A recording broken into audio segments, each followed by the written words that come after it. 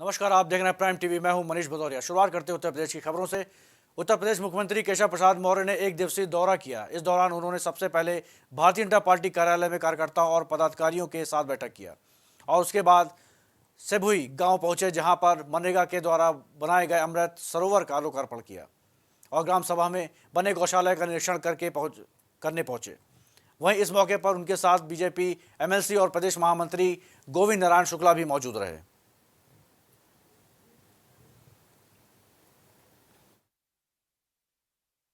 Double engine सरकार माननीय मोदी जी और आदरणीय योगी जी की अगुवाई में आगे बढ़ रहा है, लेकिन इसके बाद भी अमेठी को लेकर के हमारी सरकार लगातार गंभीर है। यहाँ जो भी चाहे विकास की बड़ी से बड़ी परियोजना हो और चाहे गांव में रहने वाले गरीब से गरीब व्यक्ति के जीवन में परिवर्तन लाने की दृष्टि गरीब कल्याण की योजना हो, चाहे किसानों से जुड़ी समस्या हो, चाहे नौजवानों से जुड़ी समस्या हो, या संपूर्ण समस्याओं के समाधान को लेकर के आज की बैठक में आवश्यक निर्देश दिए गए हैं।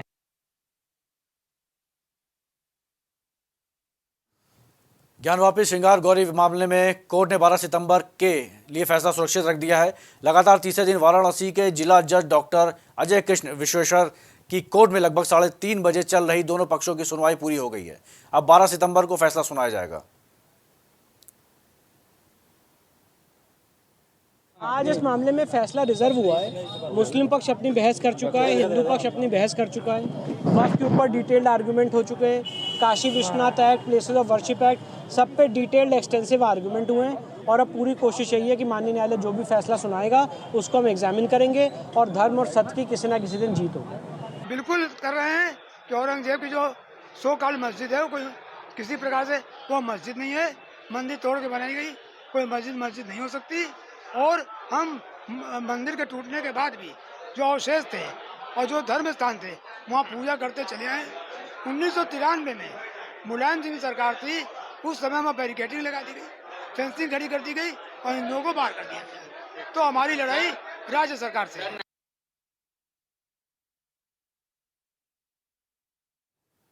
गाजियाबाद में नए सर्किल रेट को अंतिम मंजूरी मिल गई है, जिसके बाद अब प्रॉपर्टी खरीदना खर्चीला हो जाएगा। पिछले 6 सालों में कोई भी बढ़ोतरी नहीं की गई थी। 2017 के बाद नई सड़कें कॉलोनियां बन गई हैं, जिसको लेकर नए सर्किल रेट के लोगों से आपत्तियां मांगी गई थी और 53 आपत्तियां आई थी, जिसका निस्तारण कर दिया गया है। आवासीय क्षेत्रों को बात करें तो कौशाम्बी में सबसे ज़्यादा सर्किल रेट है, इसके बाद दूसरे नंबर पर वैशाली है। जनपद गाजियाबाद में आज 24 अगस्त से जो है वो नए डीएम सर्किल रेट जो है वो लागू कर दिए गए हैं। पिछले 6 सालों से मतलब 2016 से रेट नहीं बढ़ाए गए थे और इसका उद्देश्य यही होता है कि जो मार्केट रेट है उससे सर्किल रेट जो है कंपैटिबल होना चाहिए। तो उसी के दृष्टिगत रखते हुए जो है ये सर्किल रेट का रिवीजन किया गया और नए रेट जो है आज से प्रभावी हो गए। खबर संगम नगरी प्रयागराज से है, जहां पर माफियाओं के खिलाफ कार्रवाई करते हुए पुलिस ने डीएम के आदेश पर बाहुबली व भू माफिया और पूर्व सांसद अतीक अहमद की 3 अलग अलग प्रॉपर्टी को कुर्की की है। साथ ही कुल 76 करोड़ से ज्यादा मूल्य की संपत्ति जब्त की है। आपको बता दें कि गैंगस्टर एक्ट के तहत अतीक अहमद के खिलाफ कई मामले दर्ज किए थे।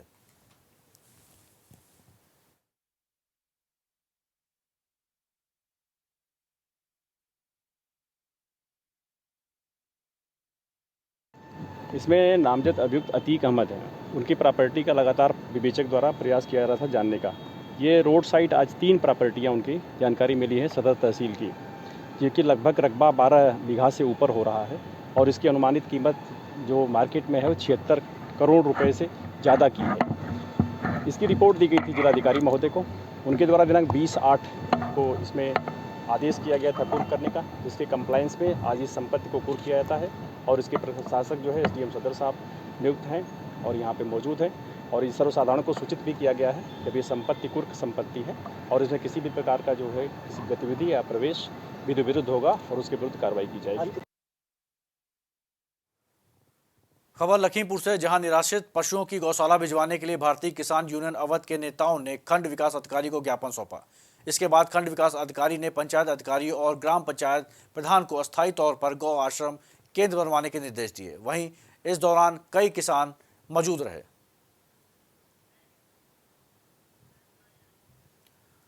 खबर संभल से है, जहां नाबालिग लड़की ने फांसी लगाकर सुसाइड कर लिया। बताया जा रहा है कि पीड़ित मानसिक तौर पर परेशान थी, जिसके चलते पीड़ित ने आरोपियों द्वारा समझौता के लिए दबाव बनाने की वजह से फांसी लगा ली। बता दें, इस मामले में पुलिस ने आरोपियों के खिलाफ कोई भी कार्रवाई नहीं की है।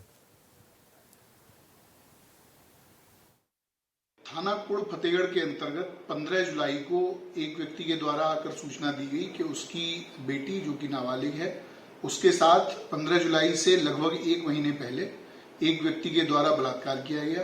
उसकी इस तहरीर पर धारा 376 पॉक्सो एक्ट व अन्य धाराओं के अंतर्गत मुकदमा पंजीकृत किया गया। आज पीड़िता के द्वारा सुबह अपने घर के अंदर फांसी लगाकर आत्महत्या कर ली गई। इसके परिजनों की सूचना के आधार पर पुलिस के द्वारा 4 अन्य व्यक्तियों के विरुद्ध धारा 306 का FIR पंजीकृत किया गया है। खबर बुलंदशहर के खुर्जा थाना देहात से है, जहां पुलिस को एक बड़ी सफलता मिली है। आपको बता दें कि पुलिस ने 156 किलो गांजे के साथ 2 युवकों को गिरफ्तार किया। गांजे की कीमत लगभग 15 लाख से अधिक बताई जा रही है। वहीं तस्कर गांजे की खेप उड़ीसा से दिल्ली लेकर जा रहे थे।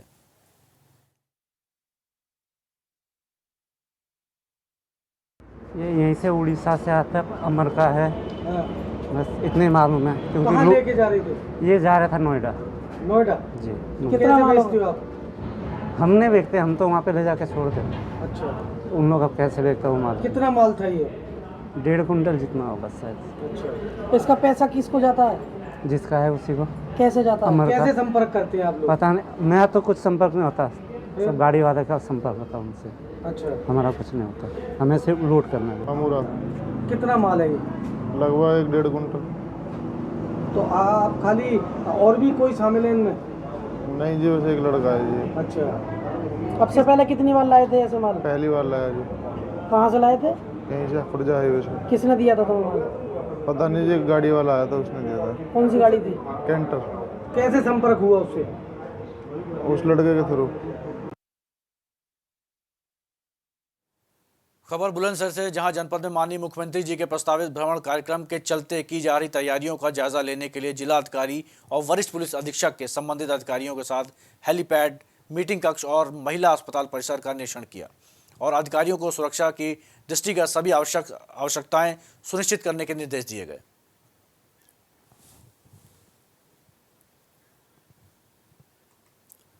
खबर श्रीवस्ती से है, सोनवा थाना क्षेत्र से है, जहां महिला सुरक्षा के दावे फेल होते नजर आ रहे हैं।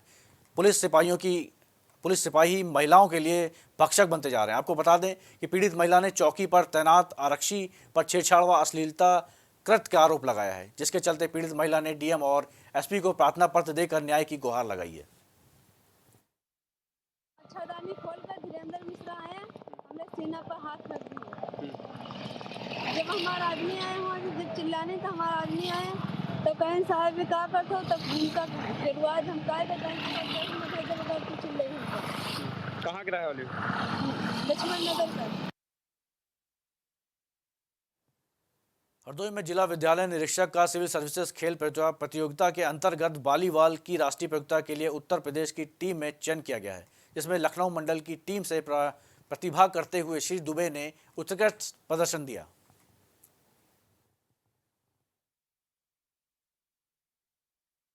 हमारा जनपद स्तर पे वॉलीबॉल में चयन हुआ, इसके बाद मंडल स्तर पे लखनऊ में हुआ था चयन। इसके बाद मंडल स्तर पे चयन होने के बाद मंडली टीम जो है पहुंची जो है बांदा में था 22-23 को, जिसमें जो है प्रतियोगिता ट्रायल लेने के बाद हमारा उत्तर प्रदेश की टीम में वॉलीबॉल टीम में जो है चयन कर लिया गया है।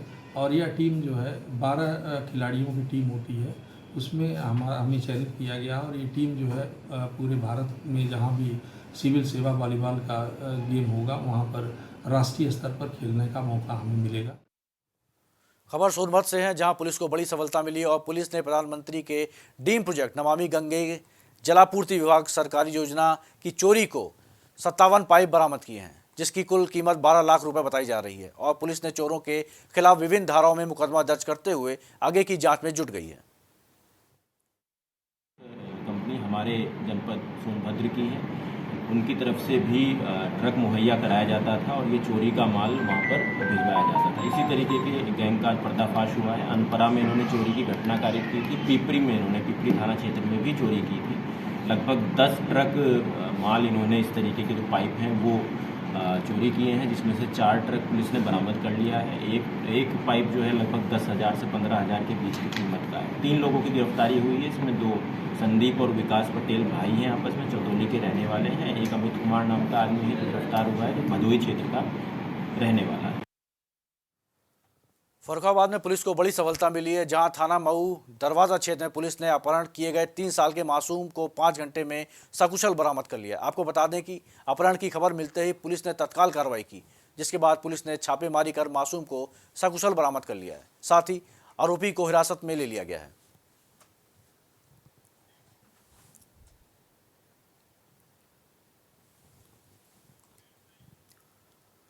खबर लखनऊ के हसनगंज इलाके से, जहां पर सर्विलांस टीम को बड़ी सफलता हासिल हुई है। आपको बता दें कि शातिर चोरों को पुलिस ने गिरफ्तार कर लिया है। वहीं चोरों के पास से भारी मात्रा में चांदी के जेवरात बरामद किए गए हैं।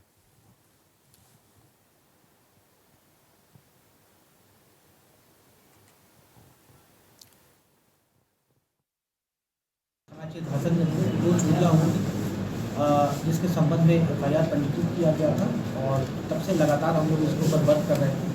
सर्विलांस की team, crime team, hunting team लगातार इसके ऊपर काम कर रही थी और इसमें मुखबिर की हम लोग सूचना मिली कि इसमें 3 व्यक्ति इसमें इन्वॉल्व हैं और इन तीनों की गिरफ्तारी हुई है। इनके पास से भारी मात्रा में जो चोरी की हुई वस्तुएं हैं वो बरामद हुई हैं। खबर देवरिया जनपद के रामपुर थाना क्षेत्र से, जहां एक युवती ने शादी करने से इनकार कर दिया तो युवक ने गांव में पोस्टर चिपका कर बता दें कि युवक ने युवती को बदनाम करने के लिए ऐसा किया था। वहीं युवती ने युवक के खिलाफ कार्रवाई की मांग की है। साथ ही परिजनों का कहना है कि युवक 1 साल से शादी का दबाव बना रहा था।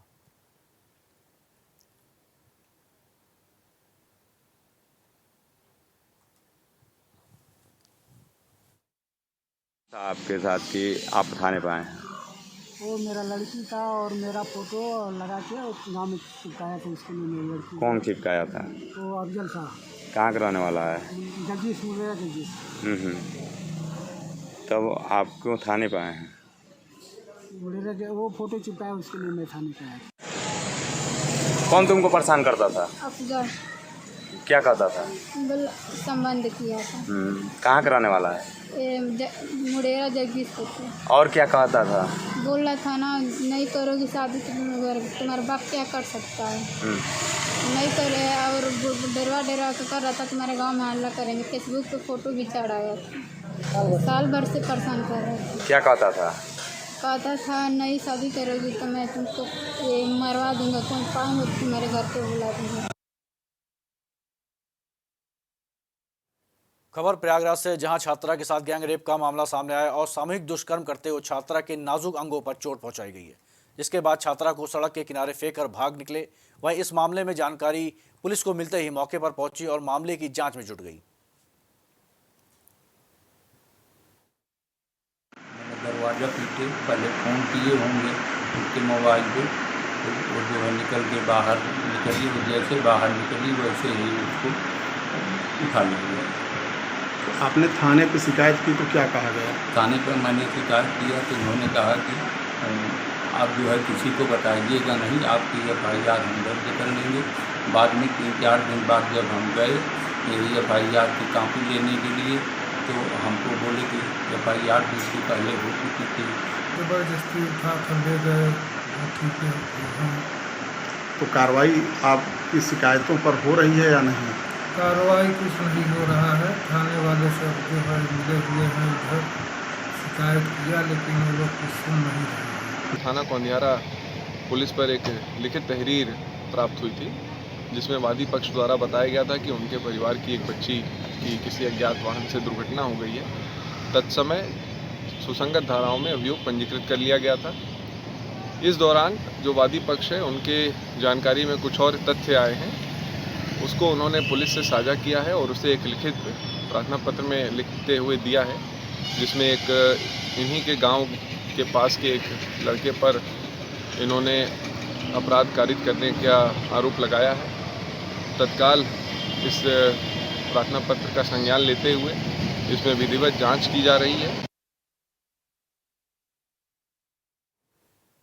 खबर लखनऊ से, जहां भतीजे ने चाची की संपत्ति अपने नाम करने को कहा तो चाची ने मना कर दिया, जिसके बाद भतीजे ने अपने दोस्त के साथ मिलकर बुजुर्ग चाची को मौत के घाट उतार दिया। वहीं पुलिस और डीसीपी साउथ सर्विलांस टीम ने हत्या का खुलासा किया। आपको बता दें कि आरोपियों के पास से लगभग 4 लाख की कीमत का सोना और चांदी बरामद किया गया है। 95,000 की नकदी भी बरामद हुई है।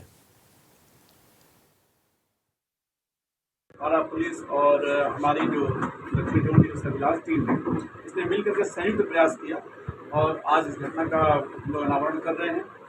इसमें प्रथम दृष्टया जो हम लोग को लगा था कि प्रॉपर्टी का डिस्प्यूट है, वही बात इसमें सामने आई है, क्योंकि महिला निसंतान थी, इसके पति की भी डेथ हो चुकी थी, कोई वारिस नहीं था और इसने किसी को वसीयत भी नहीं की थी। इसका भतीजा अवधेश यादव है, जो कि ये बार बार इससे मिलता था और इसके प्रॉपर्टी के बारे में बातें करता रहता था। ये सूचना हम लोग को मिली थी। अवधेश यादव हिरासत में लिया गया, उससे पूछताछ की गई तो सारी बातें क्लियर हुई। संभल के थाना गुन्नौर में एक महिला का उसके ही पति ने सरिया से प्रहार करके सिर फोड़ दिया, जिसके बाद पड़ोसियों ने उसे पास के ही अस्पताल में भर्ती कराया। आपको बता दें कि पत्नी और पति के बीच शराब पीने को लेकर बहस हो गई, जिस पर भड़के पति ने महिला के सिर पर प्रहार कर दिया, जिसके बाद महिला के गुन्नौर कोतवाली मामले में शिकायत दर्ज कराई गई है, जहां पुलिस ने महिला को जांच के लिए सामुदायिक केंद्र मेडिकल परीक्षण के लिए भेज दिया है।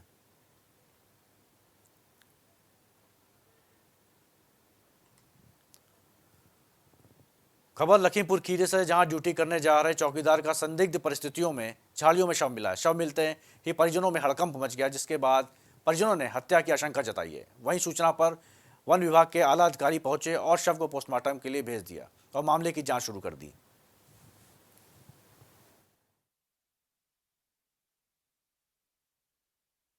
घटना को हत्या मान रहे हैं। हत्या की गई है। अच्छा, यहाँ तमाम लोग कहते हैं जैसे शेर ने खाया है या जंगली जानवर ने खाया, ऐसा कुछ नहीं है? इसका कोई निशान भी नहीं से। अच्छा, अब क्या चाहते हैं आप? चाहते का मैनेजर यहाँ से था, यहाँ से भाग गया, इंचार्ज भी था, यहीं से भाग गया है।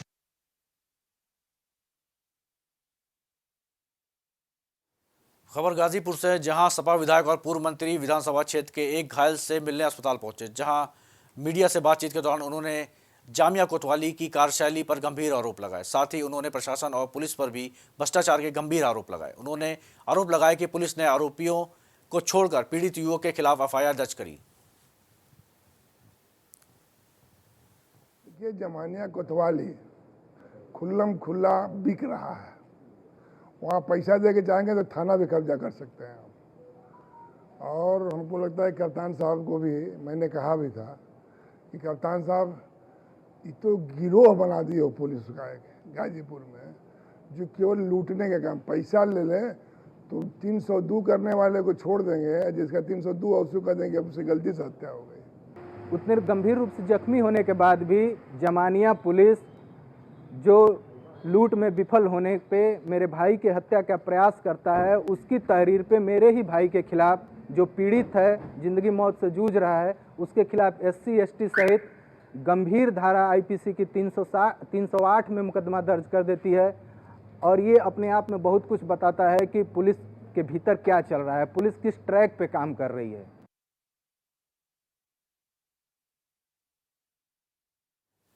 खबर लखनऊ से, जहां काशीराम हंसा खेड़ा में रहने वाले पीड़ित अपने ही मकान के लिए जब चौकी में अपनी फरियाद लेकर गया तो पारा पुलिस ने उल्टा ही फरमान सुना दिया और पीड़ित को चौकी में ही बैठाकर जेल भेजने की धमकी दी और कहा कि अगर सुलह समझौता नहीं करोगे तो चोरी के मुकदमे में जेल भेज देंगे।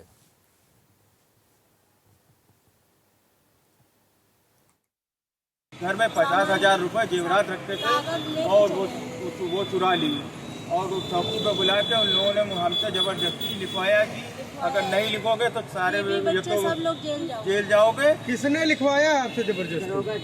वो वहाँ जो चौकी में दरोगा इंचार्ज बैठे थे, दरोगा का नाम अशोक करके कोई थे, अशोक सिंह है, और दूसरा कोई था एक और वो पता। दरोगा थे कि सिपाही थे? अशोक सिंह दरोगा थे, वो दरोगा या सिपाही पता नहीं, हाँ बिल्ला लगे थे, वो थे।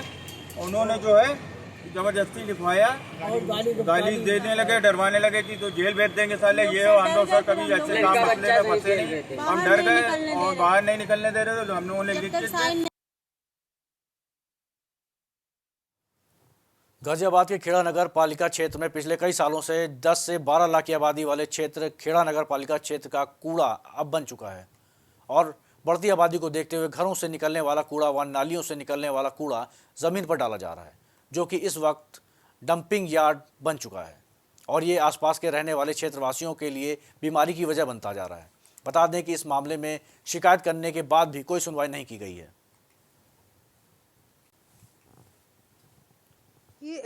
हमें बहुत जानकारी है इसके बारे में और हम भी और नगर पालिका भी इस चीज़ को लेकर बहुत गंभीर है और बहुत प्रयासों के बाद हमें शासन प्रशासन द्वारा एक ज़मीन उपलब्ध हुई है। वो डासना के नज़दीक ही एक गांव है, निडोरी गांव, जिसमें कि हमें 2 एकड़ ज़मीन मिली थी और उसमें हमारा काम चल रहा है।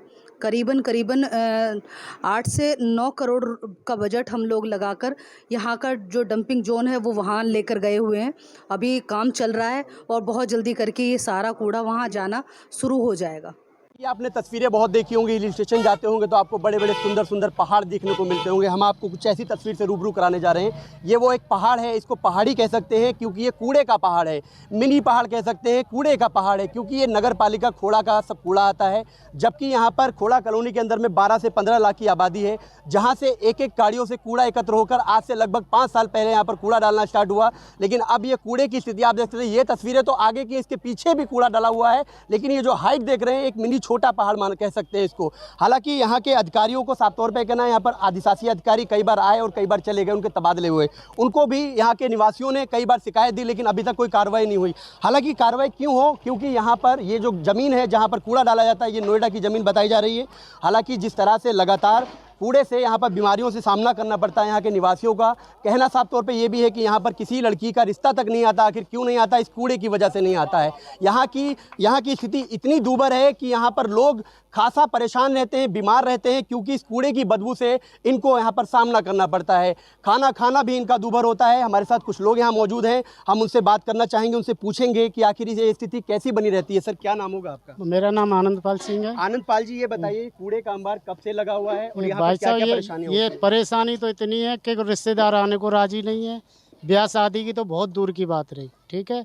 कोई रिश्तेदार आता है, अरे यार कहाँ जाएंगे गंदे में, बदबू इतनी आती है जिसका कोई जवाब नहीं, कोई सुनवाई नहीं होती। हर डिपार्टमेंट को बोल लिया, हर अधिकारी को बोल लिया, कोई सुनवाई नहीं। हाँ जी हो जाएगा, कब हो जाएगा ये कोई नहीं कहता है। आपको नहीं लगता निकाय चुनाव आ रहे हैं, इस बार फिर से आपको कुछ लॉलीपॉप दिया जाएगा जनता को, फिर से बोला जाएगा वोट दीजिए, आपकी कूड़ा उठ जाएगा, फिर क्या कहेंगे? देखो क्या करेंगे, बदलाव होगा और क्या होगा, कुछ ना कुछ तो होगा ही। देखिए बदलाव होगा, यहाँ की जनता परेशान है, इसलिए ये सवाल कर रही है कि बदलाव होगा। बदलाव होना भी जरूरी है क्योंकि 5 साल अगर भाजपा सरकार ने यहाँ पर गुजारे हैं तो उसके बाद पुनः फिर दोबारा चुनकर भाजपा ही सरकार आई है प्रदेश के अंदर में। आखिर इस पर कार्रवाई क्यों नहीं हो रही है, ये बड़ा सवाल है। हमारे साथ कुछ महिलाएं भी देखिए पीछे मौजूद हैं, उनसे ही पूछेंगे कि आखिर ये व्यवस्था जिस तरह से यहाँ पर कूड़ा डाला जाता है इसको किस नज़र से देखते हैं। मैडम, क्या नाम होगा आपका? राकेश्वरी जी, मैडम ये बताइए, आपका घर यहाँ पर है, कूड़े की बदबू यहाँ पर आप झेल रहे हैं, पिछले कितने सालों से आप इस बदबू को झेल रहे हैं? ये बदबू हम 3-4 साल से झेल रहे हैं। ऐसे बहुत परेशान हो रहे हैं। सांस की बीमारी अलग है, डेंगू मलेरिया ये चीज़ अलग, और वो बच्चे क्या रिश्तेदार भी नहीं आते या खाना खाते ना, इतनी बुरी बदबू आते, पूरे रात को सो भी नहीं पाते हम लोग, इतने परेशान है। जमीन तो नोएडा की है? नहीं, गाजियाबाद की बताते हैं यहाँ पे। नहीं, अगर हम बात करते हैं अधिकारी से तो नोएडा की बताते हैं। तो हमारे यहाँ पे तो गाजियाबाद की बताते हैं। वोट आप कहाँ देते हैं? गाजियाबाद में। गाजियाबाद में निकाय चुनाव आ रहे हैं, इस बार क्या कर रहे हैं आप इस बार? देखो जी, वो तो अब ये कानून में क्या बता सकते हैं। यहाँ देखिए सब सस्पेंस बना हुआ है क्योंकि हालांकि हर इंसान, हर जो यहाँ का व्यक्ति है, हर आदमी बोलने से इसलिए कतराता है क्योंकि यहाँ की छवि जो है रीना भाटी की बहुत अच्छी है। खासतौर पे रीना भाटी का भी ये कहना है कि हमने यहाँ पर 8 से 9 करोड़ रुपए की लागत से एक यहाँ के डासना में एक ऐसा डंपिंग यार्ड बनाया है जहाँ पर यहाँ का कूड़ा उठकर उस जगह पर जाएगा और यहाँ की परेशानियाँ खत्म हो जाएंगी। गाजियाबाद से प्रवीण मिश्रा, प्राइम टीवी के लिए। फिलहाल उत्तर प्रदेश की खबरों में बस इतना ही। देश प्रदेश की खबरों के लिए देखते रहिए प्राइम टीवी। नमस्कार।